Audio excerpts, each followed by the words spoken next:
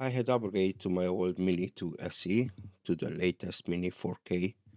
The newest addition to the Mini series is finally here, but I must admit I will miss the Mini 2 SE, as it was the drone that started this channel. So what's today without about, of course, is the unboxing of the DJI Mini 4K.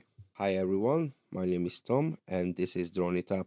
Before we get started, if you enjoyed this video, make sure to hit that like button or check out other videos on the channel. And if you found all of this useful and interesting, please consider subscribing. You will also find the help in the descriptions. Thanks so much. Now let's get started.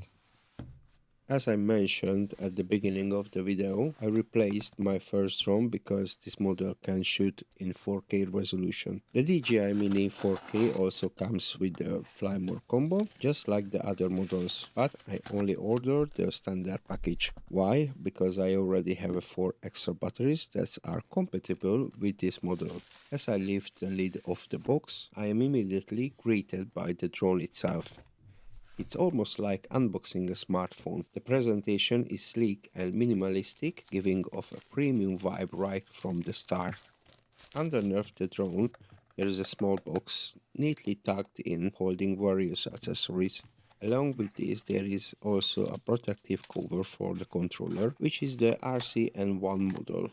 So what do we find in this little box? Let's see. First, there is a short Android connector cable for the controller, so you can link your phone. Then we have a charging cable, but unfortunately no charger is included. You will need to get one separately from the store. Keep in mind, not just any charger will do. Super fast chargers are not recommended as they can damage the drone or its battery. Besides that, we also have a small screwdriver, some spare propellers, and of course a user manual to help you get a start. Lastly, there is something I almost missed among these accessories. Hidden inside the controller was a cable for Apple devices. This is great because the DJI app supports the both Android and iOS system, ensuring compatibility with a wide range of smartphones. Let's talk a bit about the controller. It's an RCN1 model and perhaps my favorite, not just because it was my first one, but because of its build quality. The RCN3, which comes with the Neo, somehow didn't impress me as much. So what do we find on the controller? We have a power button, a mode switch slider, and an automatic landing button.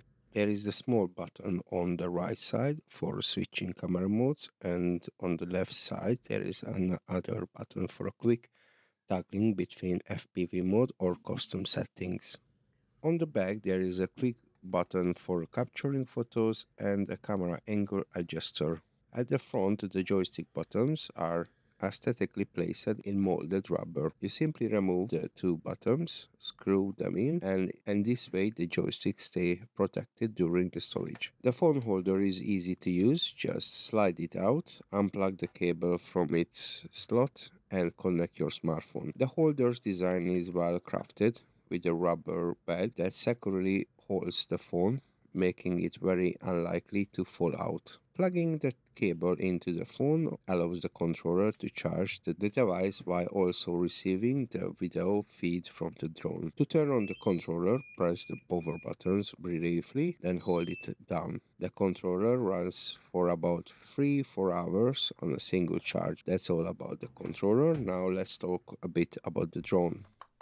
As I mentioned, the drone weighs just 249 grams, making it very lightweight. In the UK, no special license is required to operate it, but since it has a camera, you will need an operator ID valid for 1 year. According to the specifications, the flight time is 31 minutes, but realistically, it will last around 20 minutes. Note that the started flight time assumes zero wind conditions. The drone has a wind resistance level of 5, around 10.7 meter per second, and under these conditions, I get about 18-20 minutes of flight time. The camera supports 4K at 24, 25, 30 fps, 2.7K at 24, 25, 30, 48, 50, 60 fps, and the Full HD at 24, 25, 30, 48, 60 fps.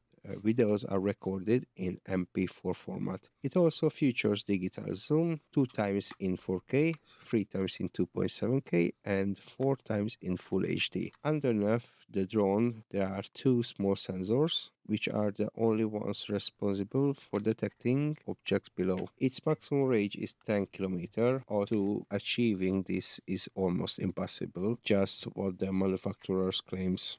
The battery is 2250 mAh, 17.32 watts lithium ion unit with an operating temperature range between 5 degrees and 40 degrees. The drone doesn't have built-in storage, so you will need a fast micro SD card. Recommended options include the Samsung Pro Endurance or Evo Plus, and from SanDisk the Industrial V30 A2, Pro V30 A1, or Pro V30 A2. Lexar options including the 633X or 667X models. That's all today's unboxing. Next time I will test the return to home feature. One last thing about this little drone. It's the second best small drone for beginners. With Christmas coming up, there are great deals available, making it even more affordable.